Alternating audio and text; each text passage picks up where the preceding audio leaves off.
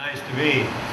We wa- we wa- wandered around out there for quite a while, and it was heck. And I thought maybe, wait a minute, something's going on. What's going on? What's wrong with this thing? What? Something's wrong with it. I'm hot. I think. Can everybody sing? La cha cha, cha cha cha cha. Oh, look. I'm the oil can czar. That's the last dance I do, and I promise. Welcome to the wonderful world of Ford oil cans with script on it. None of which were made by the Ford Motor Company. He outsourced all of the oil cans that were made. We don't know exactly what year he started, and I don't know that he does, he being Henry Ford. The engineering department at the Benson Ford Research Library has almost no information about the oil cans, and what they do have is contradictory. There are only two names in the oil can. All of the research has been done on the oil cans at Benson Ford. There are only two names on any engineering cards that they had. One was Noera, N-O-E-R-A, and one was not. It was Eagle Manufacturing Company. Eagle is still in business and still makes oil cans. We have information as to what was done at no time in history. The only clue that we have, and probably the best clue we have, are the drawings that are in the parts books. You know, they have a drawing, here's an oil can, it's what, 1374 or something like that. The first drawing that we have was in the book for 14 to 17, I believe. Yeah, 12 to 14, pardon me. And the drawing looks a lot like a Noera can. What's the Noera can behind us? Well, there are four of them. The one that it looks like is number one up there, and number one up there exists in the Model T Museum, and we couldn't get them out of the display case that they're in, but they will come out. The display you see, we built that and hauled it out here from Colorado this year to put it up. I figured that I needed something to do, and I became the oil can czar in 1912, I think, or pardon me, 1812. And proceeded to gather all the oil cans we could find. We found 16 of them. I put out the final report and included number 16, and so of course we found another one. And now we know of 17 different oil cans. 15 of the 17 were made in the United States. 2 of them were made in England. I do have those too. They're up here on the back. You're not expected to be able to see them. I just wanted you to know this is what the display will look like when it's mounted on the wall. It's about 90% sure the display will be in this building, but where we don't know exactly where. It will have the oil cans mounted up there, and if we find any more, there are 2 empty slots. Numbers 18 and 19, we're ready for 2 more oil cans. I hope not, because that means I'll have to report on the dumb things again. Let's look at how we date them some more. Noera is there from 1907 to 1914 to 1912 to 1914. The Noera can looks like the picture that's in the toolkit. 1915 to 1913. It looks like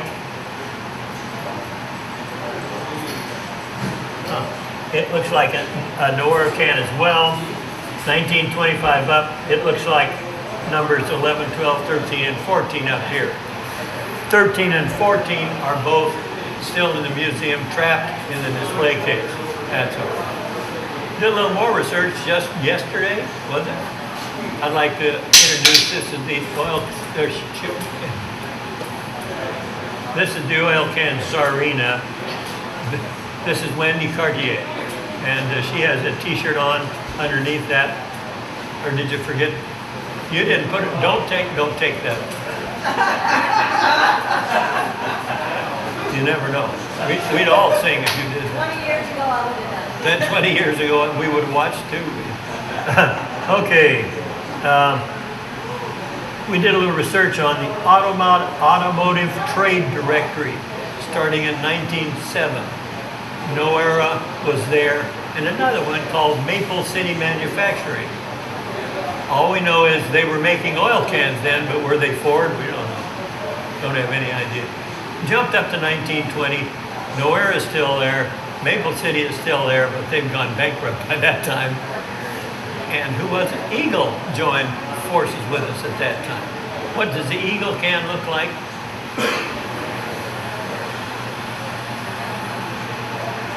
This is an Eagle can. I'm going to invite you to come up and look at these after I get through, because I know you can't see anything from there, but I really wanted you to see what the display would look like. Okay, what did I do? I started looking at eBay because I assumed that they would be distributed on eBay about like they would have been with Model T. Didn't want to write letters because 99% of people don't respond to letters, and I wanted a good sample. So over a 6-month period, I looked just under 500 oil cans for sale on eBay. About 300 of those sold. The high price at that time was $184, which makes my heart leap a thing and makes me want to go out and sell some of my oil cans. Down to 35.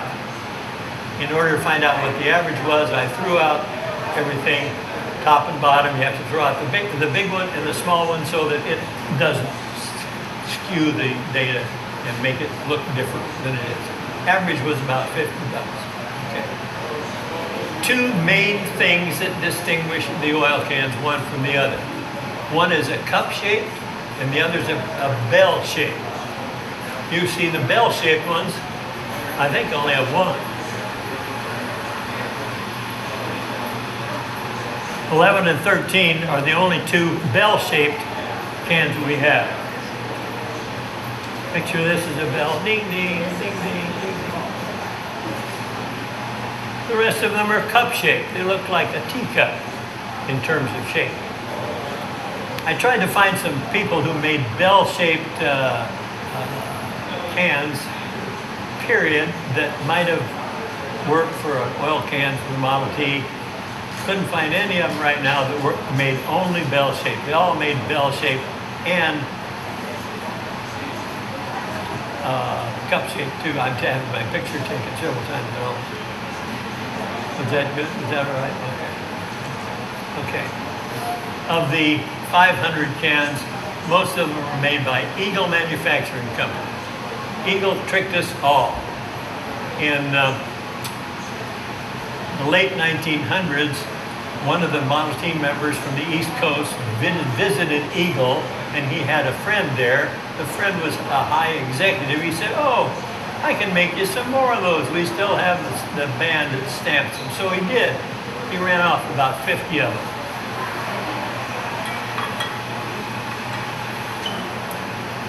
And this is one of them. It looks just exactly like the Ford Eagle oil can. It was made off of the same guys, for goodness sake. One thing up here, it says Eagle Manufacturing Company around the spout. Not good. Ford never had Eagle Manufacturing Company on any of the Eagle spouts that I've seen. Eagle spout, all kinds of different things within the oil cans that differentiate one from the other. That isn't important. I didn't make a spot for this because I don't want somebody saying I went to the Model T Museum and they had one of these up there on the display for Model T, because they weren't. Another thing that never happened in terms of Ford's toolkits anyway, never did they advertise a container, a holder for the oil can to ride along on the dashboard. There were a lot of those advertised in various other commercial places of the day, but Ford never showed one. So kind of have to assume never made one. Never made one. Let's see, what else do I need to tell you? Let's look at the English cans for a second. Just from there you can't tell them.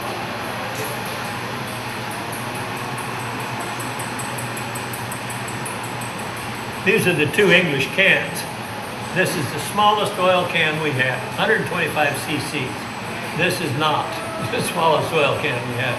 But this one has some interesting things about it. First of all, these are the only two oil cans to have incised logos, not embossed logos. They're engraved right in it. This is a big one. The earlier Eagle oil can has forward. It's this wide. You can barely read it, and it's in great large script. About takes up that much room. This one has a little bitty one, and it is the only oil can that has the old early script, as it is called, the winged script like this. And that is also inscribed in the oil can. Okay, why did they do that? I don't know. I want to talk about this can as well as the Maple City oil can. That sounded like a dance. Oh, thank you. See, she's not just another pretty face.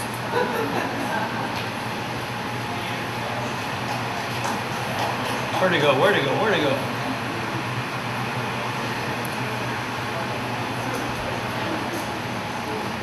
The English can, and this can, which is number 15, Maple City oil can. Look at the mount. When you come up, I just assume you didn't pick them up because they're dirty. And I just washed them all before I went.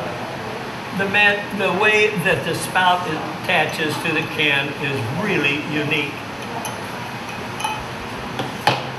We have a USS scripted USS thread here. This piece of brass is swaged onto the funnel, to the spout, as is the receiver piece of brass, which the can is swaged onto. Very expensive to make. A whole bunch more expensive than stamp them out like no errors are.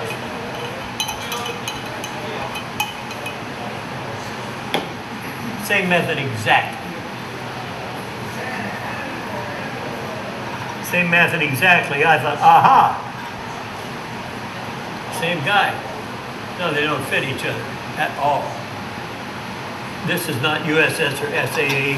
This is one of the weird continental metric system threading. And besides, they're not quite the same. Now, this one, the English can, is dented all the way around here.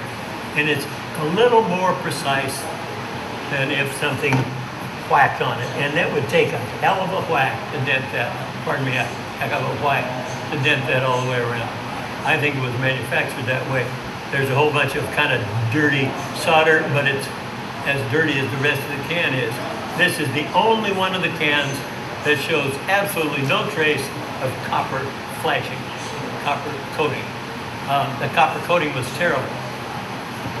The number 12 can that I have at home, the one that's pictured in the magazine, is my family oil can. My father worked for Ford for 45 years. He owned two Model Ts. He owned a 19 and a 26. I'll bet you that's from the 26. But he didn't tell me, and I couldn't ask him because he's gone now. He hasn't been for a long time. But anyway, the oil can looks great. It's copper is holding up pretty well. If you come up here, that's my hand, like this, showing how it works on the car. And our family oil can has wear spots here, and you can't find the thumb at all because it's just worn. It looks like there's no copper plating at all, right in the middle. That's kind of fun.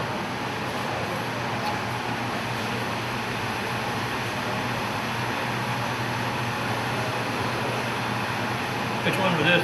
12, 14, 15, 15. Oh, excuse me. Thank you. Let's see if there are any other real pearls of wisdom that I need to tell you, and then you get to do it.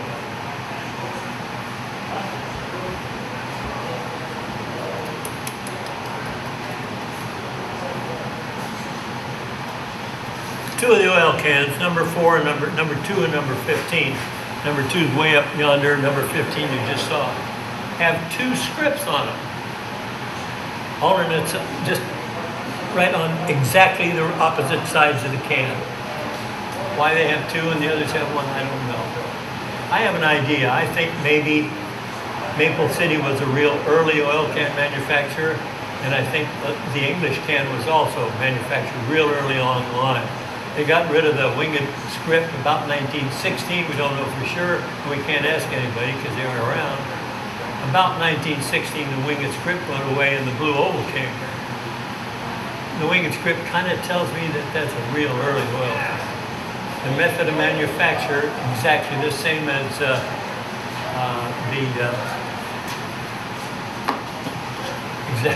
exactly the same as the English one, Maple City Manufacturing Company. Also was named as being in business in 1907, and we know they got in all kinds of problems, got bought out a few times, and they went bankrupt in 1920, so I'll bet you that's an early one too. The first name that's there is No Era, so maybe it's early too. Maybe Maple City made for the ones that were distributed out of Chicago. Well, maybe not Chicago, maybe Denver, maybe, who knows, but there certainly could have been more than one manufacturer of oil cans at one time. And you know, one of the sad things is we never will really know. Nobody alive can tell us. And the events in Ford is very contradictory in the information it has. There's a big patent date on the No Era cans, but that's the date. The only thing that was patented was the spout attachment to the lid. It wasn't the oil can itself. And he could have patented that for any oil can he made. That's an interesting attachment.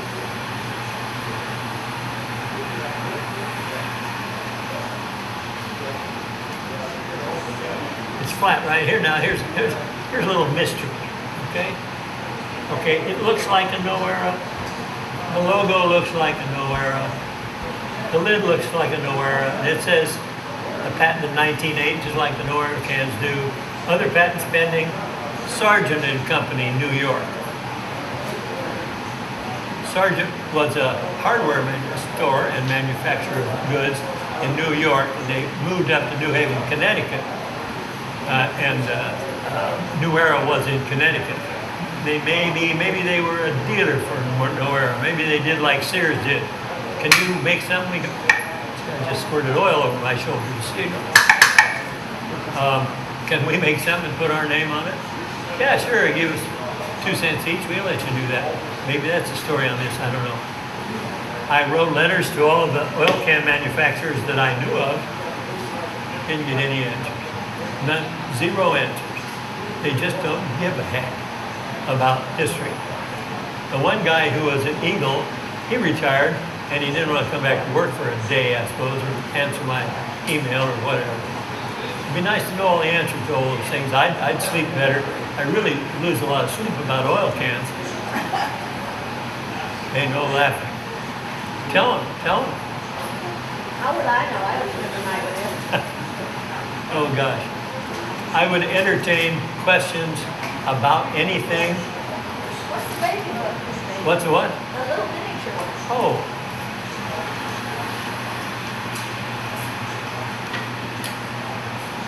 Just shows you what Eagle does. Here's an Eagle oil can, isn't that cute? What did it go to? What was it for?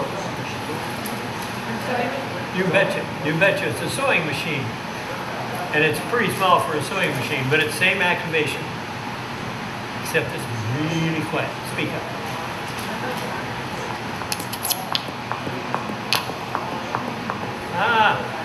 Anyway, same idea.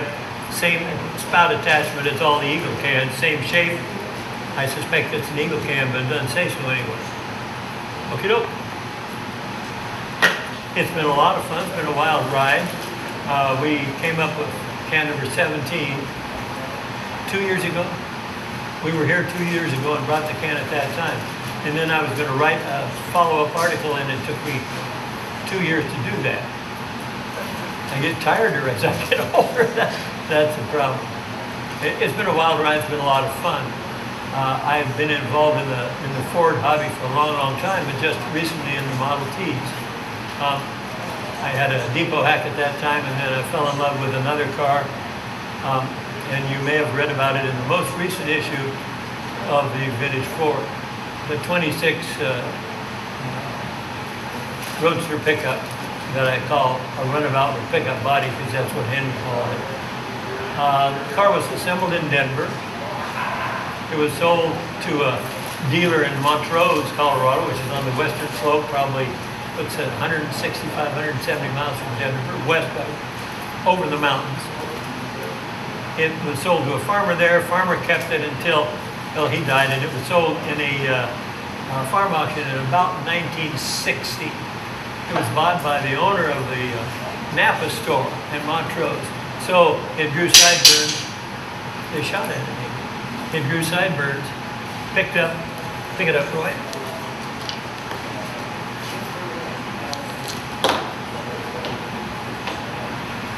It acted as a mobile billboard until the 70s when the owner had to retire. He sold it to a fella who had it from 1971, and I bought it in 2015.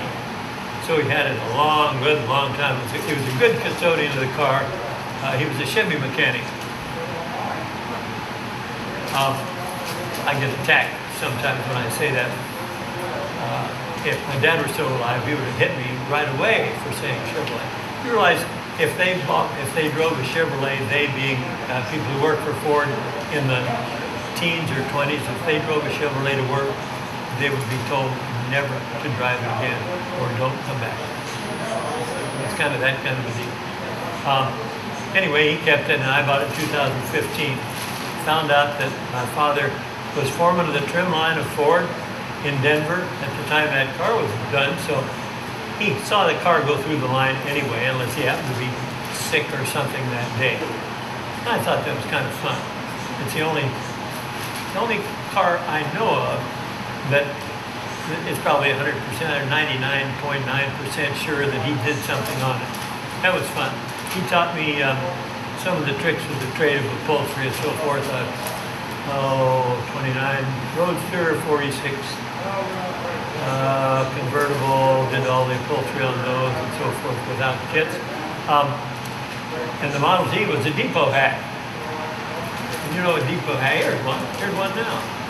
And I had to put a new top on the depot hack. I had to put a new top on it because I ruined the old one. I was going into my garage and, pardon me, I was shutting the garage door, geez. I was putting Rocky Mountain brakes on it. It was up on box mount like this.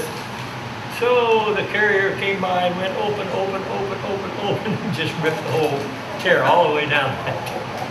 I cried a whole lot. But we got to put a new top on it. And then I cried some more because the last top had been put on in Minnesota, and it had been put on by a guy who just had the new staple gun. There were thousands of staples holding them up. There's no way it would have come off, but it did. And I tacked it on, and I spit tacks. Dad said, you know, they always chew tobacco when you're tacking. No, yeah, tobacco juice dissolves the tacks that you swallow. Well, I never tested that out, and I don't really want to. Hey, I'm yours for another, God knows, 20 minutes if you want. No, I'm not. We have to drive to Florida yet in the same car, but we don't have the display with us. I would answer any questions you have. If I don't know the answer, probably about 50% I will lie. No questions, huh? I don't blame you. Bruce McKelly was asked if he wanted to become the oil can chieftain. He said, Lord, no. And Jay Clayflot, ex-CEO of Model T Club, had several suggestions for who would be the oil can person. Nobody took the job, so somebody's too dumb not to do it. And here I am. If you want to come look at any of the cans, be happy to show you any of them. They're up there. I realize they're a little hard to see, but I wanted you to at least see what it's going to look like when it's mounted and with the oil cans on it. I asked Susan, those are going to be nailed down? any of them going to grow legs on tour? She said, no. They're all going to be guided tours. So all we have to do is find some honest docents and we'll be all right. If not, don't memorize what these look like. And if they show up for sale on eBay, call the cops. If they have Ford on them, you're in trouble. They're still for sale on eBay. Last time I was on it was what day before yesterday. And the cheapest one they had advertised was $35. The most expensive was $119, and it was identical cans to each other. I have no idea why they're that widely dispersed. How many beers do you have? I'm sorry? How many beers? How many beers? Years. I know how many beers, but Year what? Year John? year. I'm, Why? Y-E-A-R-S. how many years do I have? Cans. Oh, we don't know when they stopped. I mean, started, we don't know. Probably with the early Model Ts, probably in 1909, maybe with the handful that made in 1908. They all required the same kind of lubrication. There are 18 lube points on a Model T that require the can to lube. Some of them every 200 miles. We know that they went out of production as part of the toolkit in 1928. With the AR is called, the Model A is, and early on Model A's are ARs. We know that they were issued oil cans. And I think it's funny because somebody at Ford Motor Company said, why the heck are we giving away these oil cans? There's nothing to oil. They went all to a pressurized lube, whether it was Zerch or whatever.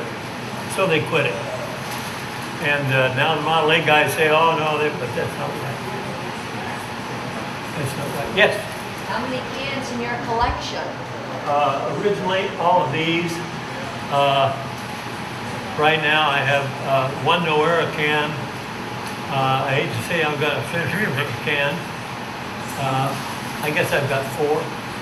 I have a number 15. I have a Maple City can. I've only seen 4 of those things for sale, period. And they're pretty expensive. Pretty expensive is, anywhere hovering around $100. And I'm so thankful my father's dead. If he thought I had paid anywhere close to that for one of those stupid oil cans, he would know he didn't kill me off nearly soon. Anything else? No age? Nothing like that? You don't want to care how old? Go ahead. How young are you? I'm at least 80. Back behind us is the editor of the Vintage Ford. Would you please stand up so that we can see you?